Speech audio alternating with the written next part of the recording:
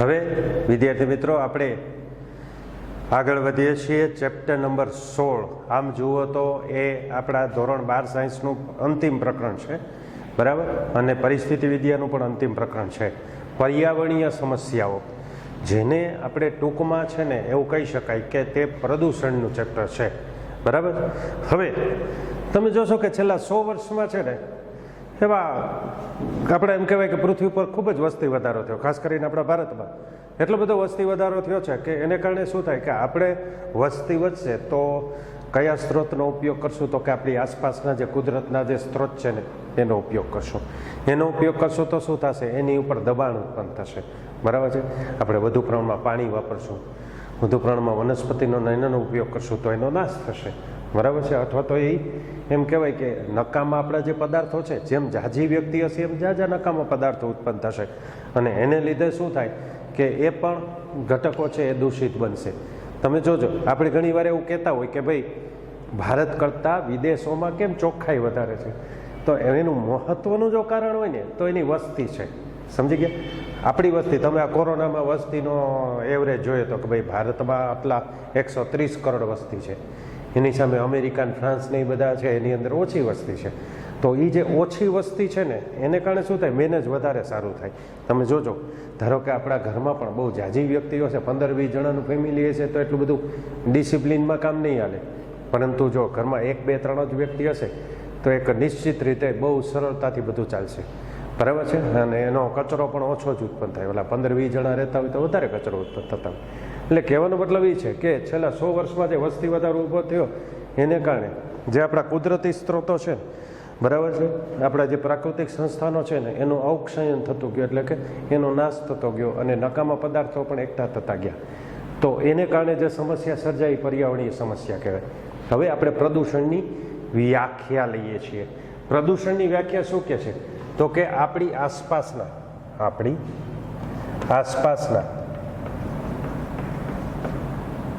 હવા, પાણી અને જમીનમાં થતા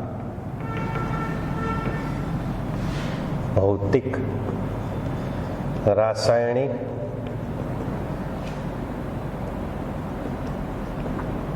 કે જૈવિક એવા અનિચ્છનીય ફેરફાર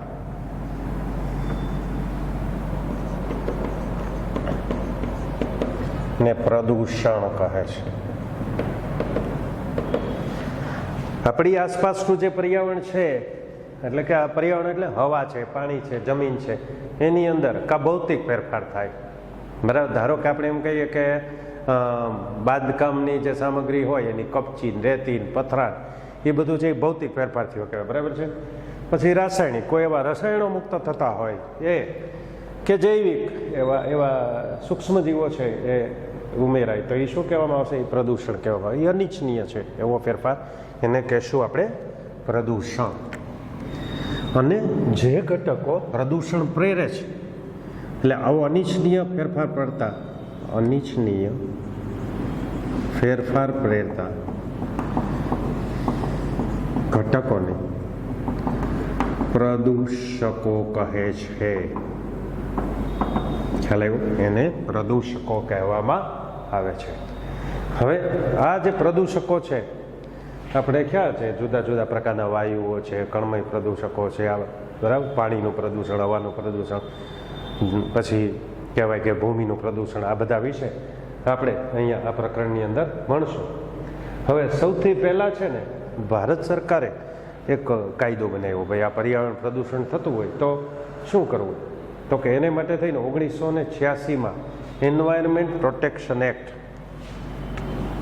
બરાબર, પર્યાવરણીય, ગુજરાતીમાં કહીએ ને અધિનિયમ,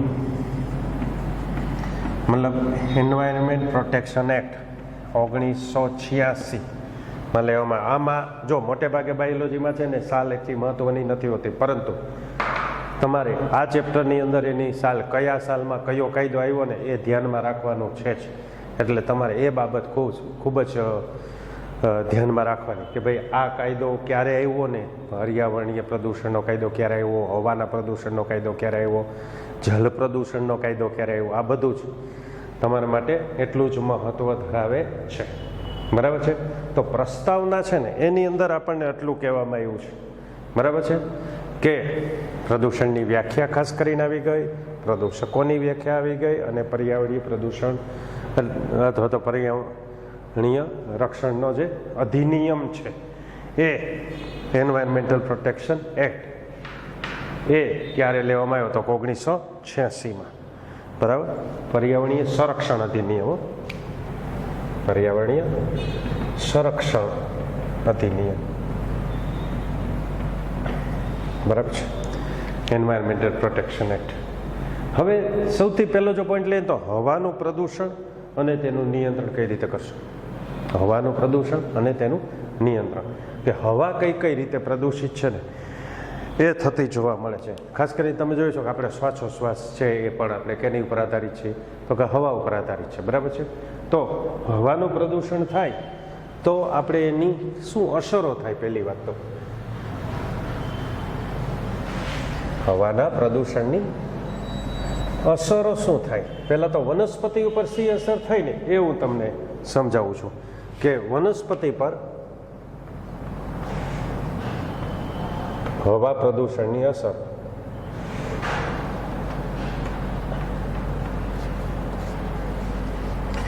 પહેલું શું છે તો કે પાકની વૃદ્ધિમાં ઘટાડો આવે. આપણે કહીએ કે ભાઈ પહેલા 2 ખાંડી ઉતરતું હતું ને હવે 1 ખાંડી ઉતરે છે, એનું કારણ શું તો કે ભાઈ હવાનું પ્રદૂષણ થયું, બરાબર છે. એ ઉપરાંત આપણે જોઈએ તો બીજું તો કે ઉપજમાં ઘટાડો થાય. જે ખેતીવાડીની જે ઉપજ છે એમાં ઘટાડો થાય. વનસ્પતિનું અકાળે મૃત્યુ પણ થાય, બરાબર છે. આ ઉપરાંત મનુષ્ય અને પ્રાણીઓ ના શ્વસનમાં નુકસાનકારક અસર થાય.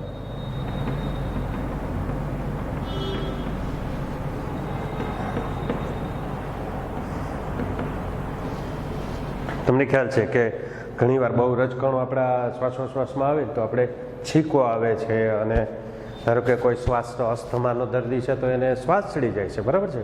તો એ શ્વસન તંત્ર ઉપર અસર થઈ કહેવાય એમ. અને એને કારણે જો આપણે જોઈએ તો એમ કહેવાય કે મનુષ્ય અને પ્રાણીઓના શ્વસન માર્ગ ઉપર હાનિકારક અસર તો થાય. શ્વસન માર્ગમાં સોજો આવી શકે, આપણે મૃત્યુ પણ પામી શકીએ, બરાબર છે એમ. કેમ કે ધારો કે અસ્થમાને તીવ્ર એટેક આવે તો માણસ મરી પણ જાય, આવું છે, બરાબર. તો ધારો કે આપણે એમ કે ને કે વનસ્પતિ ઉપર ખાસ કરીને અસર તો આ 3 આવે એમ. આ તો મનુષ્ય અને પ્રાણીઓનો એક અલગથી પોઈન્ટ છે, પણ આપણને આ 3 પોઈન્ટ છે એ કે વનસ્પતિ છે એની ઉપર હવાના પ્રદૂષણની અસર સી એ જણાવો તો એ તમારે ધ્યાનમાં લેવાનું છે. ખ્યાલ આવ્યો? પછી આગળ જોઈએ તો એ ઉપરાંત કીધું છે કે આ જે છે ને પ્રદૂષકોની સાંદ્રતા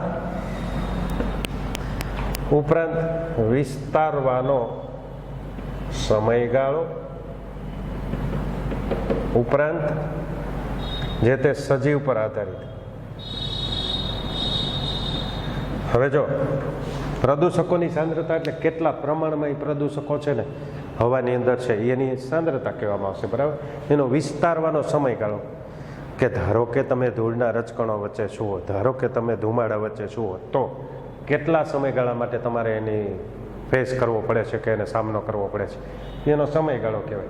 ત્રીજું સજીવો, કે સજીવોની શ્વસન કરવાની ને એની જે તે પદ્ધતિઓ છે એ કઈ પ્રકારની છે, કયો સજીવ છે એ પ્રમાણે. એટલે આ બધા છે ને એ હવાના પ્રદૂષણ છે, બરાબર, એની અસર એની ઉપર થતી છે ને એ જોવા મળે છે.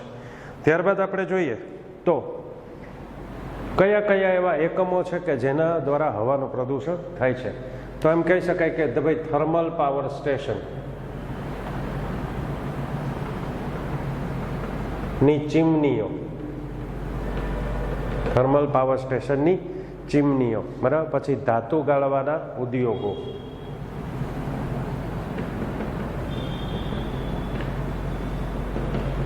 પછી અન્ય ઉદ્યોગો, એટલે કે ઔદ્યોગિક એકમો.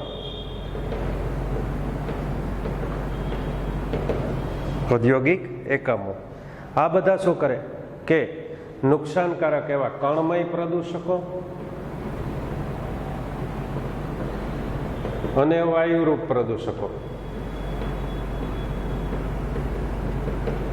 બરાબર છે, આને મુક્ત કરે છે. અને આવા કણમય ને વાયુરૂપ પ્રદૂષકો છે એ સતત વાતાવરણમાં મુક્ત થતા જાય તો શું થાય તો કે એને કારણે એ હવા પ્રદૂષિત થાય. એને આપણે કાં તો એનું ઉત્પાદન ઓછું કરી નાખવું જોઈએ અથવા તો એની ઉપર નિયંત્રણ કરી લેવું જોઈએ, બરાબર છે. અને એ નિયંત્રણ કરવા માટે થઈને જુદી જુદી પદ્ધતિ છે, એનું ગાળણ કરી લેવું જોઈએ, બરાબર છે. ધારો કે અહીંયા બે મુખ્ય આપ્યા છે, ઇલેક્ટ્રોસ્ટેટિક પ્રેસિપિટેટર્સ અને સ્ક્રબર્સ, બરાબર. પણ એ સિવાય પણ આવે ફિલ્ટર પણ આવે, ગાળકો પણ આવે, બરાબર છે, એમ સંગ્રાહકો પણ આવે. એટલે આમ જુઓ ને તો મુખ્ય 4 પ્રકારમાંથી 2 પ્રકારે સમજાવ્યા છે. ધારો કે ઇલેક્ટ્રોસ્ટેટિક પ્રેસિપિટેટર્સ, સ્ક્રબર્સ એ તો છે જ, એ સિવાય બીજા 2 ક્યાં, બરાબર છે, તો ફિલ્ટર અથવા ગાળકો અને સંગ્રાહકો, બરાબર છે. આ બીજા 2 પણ પ્રકાર ખરા એના. હવે તમને ગાળકો અને સંગ્રાહકો વિશે તો ખાલી કહી દો તો કેવું ગળીનું રાખી દઈએ અથવા એ નેટ રાખી દે એટલે એમાંથી ગળાઈને પછી હવા જાય એટલે એ કે કણ ગળાઈ જાય, બરાબર છે. જે સંગ્રાહકો હોય એમાં શું હોય ખબર કે એની અંદર છે ને એવી નળી હોય ટેસ્ટ ટ્યુબ જેવી, બરાબર છે. એની અંદર એ આ રીતે આમ કેન્દ્રાભિસારી કેન્દ્ર ત્યાગી બળના સિદ્ધાંત અનુસાર સેન્ટ્રીફ્યુઝ થાય અને પછી શું થાય થોડોક વખત પછી સેન્ટ્રીફ્યુઝ બંધ કરી દે એટલે તળિયાના ભાગે એના કણો જમા થઈ જાય પછી નીચેનું તળિયું ખોલી નાખવામાં આવે અને આ રીતે કણમય પ્રદૂષકોને દૂર કરે. પરંતુ એ આપણી ટેક્સ્ટબુકમાં આપ્યું નથી સંગ્રાહકો અને ગાળકો વિશે. પરંતુ ઇલેક્ટ્રોસ્ટેટિક પ્રેસિપિટેટર્સ વિશે હું તમને આકૃતિ દોરી અને સમજાવું.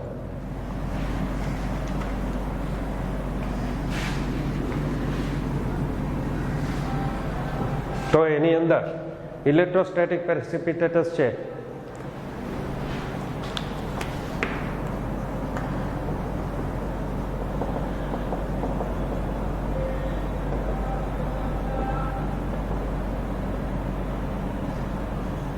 જો ઇલેક્ટ્રોસ્ટેટિક એટલે વીજભાર આધારિત. ઇલેક્ટ્રોસ્ટેટિક એટલે શું? વીજભાર આધારિત. ટુ પ્રેસિપિટેટ એટલે છૂટું પાડવું. એટલે પ્રેસિપિટેટર્સ છે એટલે શું? વીજભાર આધારિત છૂટા પાડનાર, એને કહેવાય ઇલેક્ટ્રોસ્ટેટિક પ્રેસિપિટેટર્સ. ધારો કે તમને સમજાવું કે ભાઈ આ ધારો કે ઔદ્યોગિક ચીમની છે તો એની અંદરથી આમ કણમય પ્રદૂષકો છે એ વાતાવરણમાં મુક્ત થતા હોય કે નહીં. હવે એમાં આ જે ભાગ છે ને એની અંદર વચ્ચે આ ઇલેક્ટ્રોસ્ટેટિક પ્રેસિપિટેટર્સ છે ને એને એની અંદર મૂકવામાં આવે. હવે જુઓ હું તમને એની આકૃતિ જે છે એ સમજાવું કે એની અંદર જે ઇલેક્ટ્રોસ્ટેટિક પ્રેસિપિટેટર્સ મૂકેલા છે એ પ્રેસિપિટેટર્સ આ ધારો કે અશુદ્ધ હવા છે,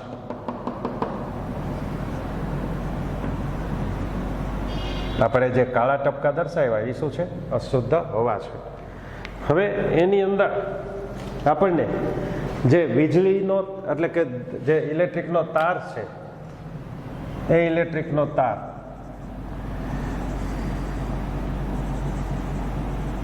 ખ્યાલ આવ્યો? એ એની અંદર બેસાડવામાં આવે અને એ તાર કેવો હોય પાછો?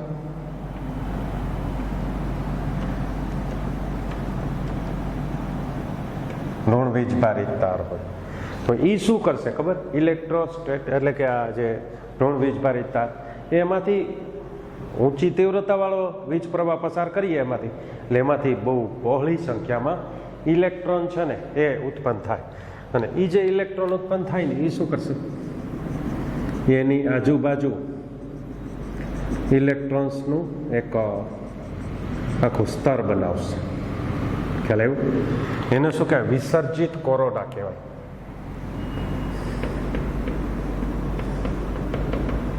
એને શું કહેવાય? વિસર્જિત કોરોના કહેવાય.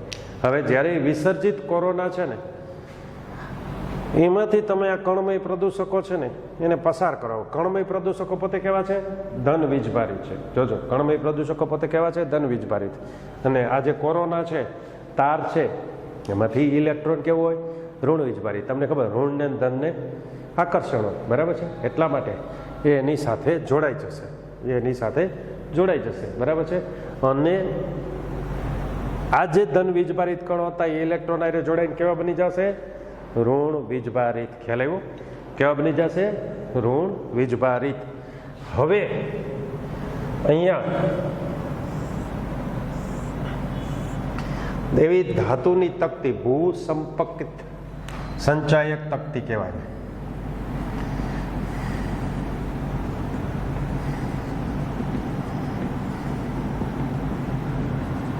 ઈ પાછી છે ને એ કેવી હશે? તો કે ધન વીજભારિત હશે. એ કેવી હશે? ધન વીજભારિત. એટલે અહીંયા જે ઓલા કણમય પ્રદૂષકો કેવા બની ગયા હતા? ઋણ વીજભારિત બની ગયા હતા. એ હવે જ્યારે આની ઉપરથી ધન વીજભારિત તકતીઓ જે ધાતુની હતી એની ઉપરથી પસાર થશે ત્યારે એની સાથે જોડાઈ જશે. ધનને ઋણને ફરીથી એકવાર એ જ કે આકર્ષણ હોય અને પછી છેવટે અહીંથી શુદ્ધ હવા, પછી એમ કહેવાય કે ઉપર શુદ્ધ હવા છે એ વાતાવરણમાં નિકાલ પામે. લગભગ કહી શકાય કે 99% જેટલા કણમય પ્રદૂષકો ને દૂર કરવાનું કામ છે એ આ ઇલેક્ટ્રોસ્ટેટિક પ્રેસિપિટેટર્સ કરે છે. અહીંયા એક બાબત કઈ છે કે જ્યારે અહીંથી હવા પસાર કરો ને એની ગતિ ઓછી હોવી જોઈએ, મતલબ બહુ જબરદસ્ત ઝડપથી પ્રવાહ વહેતો એવું ન હોવું જોઈએ. થોડીક એની ગતિ એમ કહેવાય કે ધીમી હોવી જોઈએ, કેમ કે તો આ પ્રક્રિયા શક્ય બને. બરાબર છે? એટલે એ એક બાબત અહીંયા કહેવામાં આવી છે. એટલે આ રીતે ઇલેક્ટ્રોસ્ટેટિક પ્રેસિપિટેટર્સ છે એ આપણને અહીંયા સમજાવવામાં આવ્યા છે. બરાબર છે? ત્યારબાદ આપણને સ્ક્રબર્સ જે છે, બરાબર છે, તો એની અંદર આપણને આવી ટાઈપની આકૃતિ સમજાવવામાં આવી છે.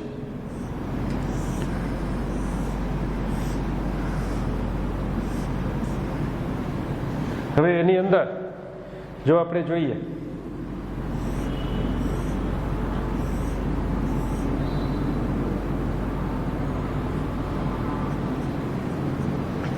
આવી એક છિદ્રિષ્ટ પ્લેટ્સ છે ને એની અંદર રાખીએ અને એમાં તો કે એની અંદર આપણને ફુવારો પસાર કરે. બરાબર છે? હવે અહીંયા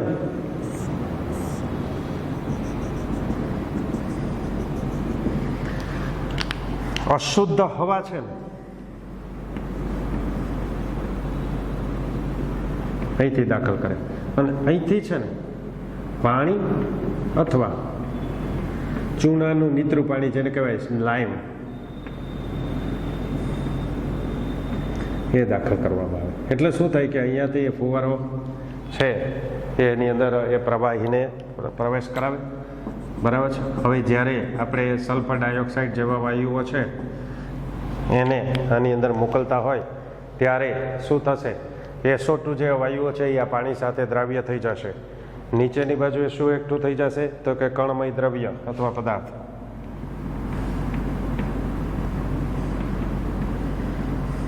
અને ઉપર શુદ્ધ હવા. ઉપર શુદ્ધ હવા. એટલે આ રીતે સ્ક્રબર્સ છે ને એ કાર્ય કરતું જોવા મળે છે. સમજાઈ ગયું? આપણને આ બે આકૃતિઓ આપી છે. ઘણીવાર અમુક MCQsની અંદર તમને આમાં જે નામ નિર્દેશનો કરેલા છે એની સમજૂતી છે ને એ પૂછાઈ શકે. બરાબર છે? અને એની ઉપર તમારે આ આખી આકૃતિ છે એને ધ્યાનમાં રાખવાના છે. આને સ્ક્રબર્સ અથવા તો ગુજરાતીમાં માર્જક કહેવામાં આવે અને આને ઇલેક્ટ્રોસ્ટેટિક પ્રેસિપિટેટર્સ તરીકે ઓળખવામાં આવે છે. બરાબર? હવે ખાસ કરી અને CPCB central pollution control board, CPCBનું પૂર્ણ નામ થાય. એણે છે ને એક ધારાધોરણ નક્કી કર્યું છે. એ એમ કહે છે કે ભાઈ આ કણમય પ્રદૂષકો છે ને 2.5 માઇક્રોમીટર કે તેથી નાના કદના હોય ને 2.5 માઇક્રોમીટર કે તેથી નાના કદના કણો એ મનુષ્ય માટે ખૂબ જ હાનિકારક છે. ઘણી ઓલા કણમય પ્રદૂષકો હાલો દૂર કરી દીધા, પણ કેટલાક અતિશય નાના 2.5 માઇક્રોમીટર કે તેથી નાના કદના કણો એ તો ખૂબ જ નુકસાન કરતા છે. ખાસ કરીને આપણે જોઈએ તો આપણા શ્વાસ સંબંધી જે લક્ષણો છે ને એની અંદર ફેરફાર કરે. ઉત્તેજના એટલે ઇરિટેશન્સ, આપણે અંદર છીકો આવીને આ બધું જે થાય છે, બરાબર છે, તો એને એ પ્રેરે છે. એ ઉપરાંત ફેફસામાં બળતરા ઉત્પન્ન કરે છે. આપણને ફેફસામાં દુખે કે બળતરા થાય એની પાછળનું કારણ શું હોય તો કે 2.5 માઇક્રોમીટર કે તેથી નાના કદના કણો હોય છે, બરાબર. એ ઉપરાંત આ 2.5 માઇક્રોમીટર કે તેથી નાના કદના છે એ આપણા ફેફસાને નુકસાન કરે છે, અને ફેફસાને નુકસાન કરે તો અકાળે મૃત્યુ પણ આવી શકે છે. એટલે આ જે છે એ એની અસરો છે, તમારે એ ધ્યાનમાં રાખવાનું કે શ્વસન સંબંધિત લક્ષણો ઉપર અસર કરે છે. પછી તમે જોશો તો એ આપણા ઉત્તેજના, આપણા ફેફસામાં બળતરા, ફેફસાને નુકસાન થવું, મૃત્યુ થવું, આપણું આ બધા લક્ષણો છે એ આવા પ્રદૂષકોને કારણે. અને એને લીધે જ આવા જે 2.5 માઇક્રોમીટર કે તેથી નાના કદના કણો જો કણમય પ્રદૂષકો કોઈ વાતાવરણમાં ભળતા હોય તો એને તો બંધ જ કરી દેવા જોઈએ, એવું આપણું સેન્ટ્રલ પોલ્યુશન કંટ્રોલ બોર્ડ છે એની સૂચના છે એ આપવામાં આવી છે. હવે ખાસ કરીને આપણે જોઈએ તો આપણને મહાનગરો છે ને એની અંદર વાહનો, જે મહાનગરો છે એની અંદર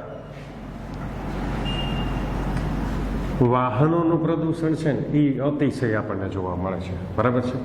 અને એ વાહનોનું પ્રદૂષણ આપણને કેટલું હદે નુકસાન કરે છે એની એક બાબત અહીંયા કહેવામાં આવી છે કે તમે અશ્મિ બળતણનું દહન થાય એને લીધે કાર્બનયુક્ત જે પદાર્થો છે એના પ્રદૂષકો છે એ વાતાવરણમાં ભળતા હોય છે, બરાબર છે. અને એને કારણે એક તો દહન થયા વગરનો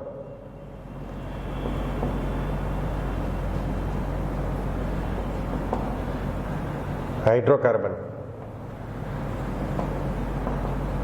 એ પણ પુષ્કળ પ્રમાણમાં હોય છે. કાર્બન ડાયોક્સાઇડને સિવાય કાર્બન મોનોક્સાઇડનું પ્રમાણ વધારે હોય. અને તમે શ્વસન તંત્રમાં ભણી ગયા છો કે કાર્બન મોનોક્સાઇડ છે એ આપણા હિમોગ્લોબિન સાથે ભળી HbCO બનાવે, કાર્બોક્સી હિમોગ્લોબિન બનાવે, અને એ ખૂબ જ તીવ્ર નુકસાનકારક અસરો છે એ આપણા દેહમાં દર્શાવતી જોવા મળે છે, બરાબર છે. અને એટલા માટે થઈ અને આ દહન થયા વગરનો હાઇડ્રોકાર્બન ઉપરાંત કાર્બન ડાયોક્સાઇડ કે કાર્બન મોનોક્સાઇડ જેવા જે કહેવાય કે પ્રદૂષકો છે એ આપણને હાનિકારક અસરો છે એ દર્શાવતા જોવા મળે છે. તો એ વાહનોના પ્રદૂષકો હોય એને ઘટાડવા હોય તો આપણે શું કરવું, બરાબર છે. તો એક તો સીસા રહિત પેટ્રોલનો ઉપયોગ કરવો, પેટ્રોલ કે ડીઝલ.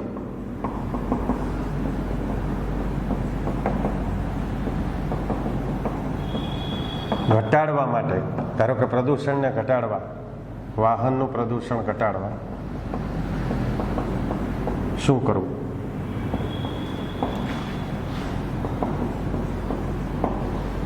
બરાબર છે. તો એને માટે એક તો સીસા રહિત, આપણે મોટા ભાગે પેટ્રોલ ભરાવીએ છીએ ને અનલેડેડ એટલે કે સીસા રહિત પેટ્રોલ જ લખ્યું હોય છે, બરાબર છે. એને ઉપયોગ કરવો જરૂરી છે, બરાબર છે. ત્યારબાદ બીજી વાત એ કરવામાં આવી કે એમાં ઉદ્દીપકો એટલે કે કેટાલાઇટિક કન્વર્ટર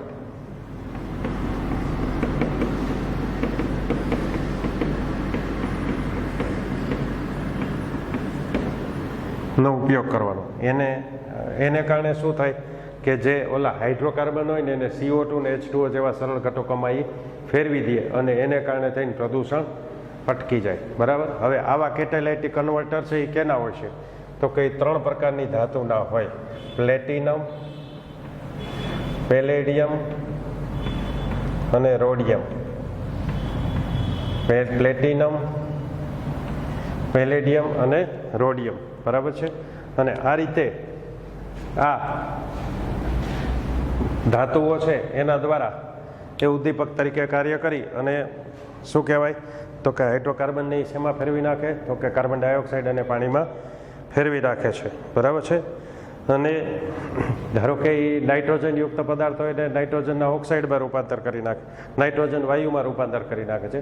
કાર્બન મોનોક્સાઇડ હોય એને કાર્બન ડાયોક્સાઇડમાં ફેરવી નાખે છે અને આ રીતે નુકસાન થતું અટકાવે છે. જો સીસા રહિત પેટ્રોલને બદલે સીસાયુક્ત પેટ્રોલ કે ડીઝલ વાપર્યું હોય તો શું થાય તો કે આ કન્વર્ટર છે ને એ નિષ્ક્રિય બની જાય છે અને તો પ્રદૂષણ વધી જાય છે. હવે આપણે ધ એર એક્ટ એટલે હવાના પ્રદૂષણના નિયંત્રણનો કાયદો 1981માં સરકાર લઈ આવી હતી, બરાબર છે. પછી શું થયું ખબર કે તેમાં ઘોંઘાટનું પ્રદૂષણ છે ને એને ઉમેરવામાં આવ્યું. ક્યારે તો 1987માં. 81ની અંદર એર એક્ટ લેવી હતી ને એની અંદર પછી ઘોંઘાટનું પ્રદૂષણ છે ને એ ઉમેરવામાં આવ્યું, બરાબર છે, અને એ પછી એમ કહેવાય કે અમલમાં આવ્યો કાયદો. હવે આજે ઘોંઘાટનું પ્રદૂષણ છે, બરાબર, એ એમ કહી શકાય કે કઈ રીતે, તો કે આપણા આનંદ પ્રમોદને એને માટે થઈ અને આપણે ઘણીવાર ડીજે વગાડતા હોઈએ છીએ, બરાબર, પછી બહુ મોટા સાઉન્ડ છે એનો આપણે ઉપયોગ કરતા હોઈએ છીએ. પછી ફટાકડાઓ છે, એ ફટાકડા અમુક ફટાકડા હોય એનો એવો તીવ્ર અવાજ હોય છે, બરાબર છે, ઓલા કોઠી બોમ્બ ને સૂતળી બોમ્બ ને એ બધા હોય છે એટલે એટલો બધો તીવ્ર અવાજ હોય છે કે એ આપણને નુકસાન કરી શકે છે. એ ઉપરાંત જે ફ્લાઇટ હોય, વિમાનો હોય કે જેટ વિમાનો અને રોકેટ, એ બધાનો જે અવાજ છે એ પણ બહુ ભયંકર હોય છે. પછી એવી કેટલીક મશીનરી છે, તમને ખબર છે, ઓલા દાર કરવા આવે છે, બોર કરવા આવે પાણીનો, ત્યારે એના જે ખટારા હોય છે એ સતત ચાલુ રહે, 5-10 કલાક ચાલુ રહે, ત્યાં સુધી આપણે ત્રસ્ત થઈ જાય એટલું ભયંકર. તો એના વ્યવસાય સાથે સંકળાયેલા એની શું પોઝિશન થતી હશે, બરાબર છે. એમ કહેવાય કે 150 ડેસિબલ કે તેથી વધુ, 150 ડેસિબલ કે તેથી વધુ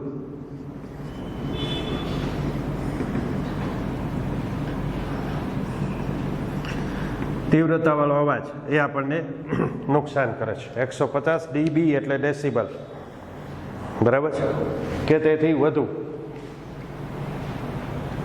તીવ્રતાવાળો અવાજ છે ને એ નુકસાન કરે છે. ખાસ કરીને આપણો જે કર્ણપટલ કાનનો પડદો છે ને, બરાબર, એને નુકસાન કરે છે, બરાબર. કામ ચલાવ કે કાયમી બહેરાશ છે ને એ આવી શકે છે, અને એમાં દેહધાર્મિક તેમજ માનસિક બંને પ્રકારની એમ કહેવાય કે નુકસાન કરતા છે એ કહી શકાય. આપણને માનસિક અસરે કરે, ધારો કે અનિદ્રા, આપણને ઊંઘ જ ના આવે, બેચેની, ઘણાને બ્લડ પ્રેશર વધી જાય, બરાબર.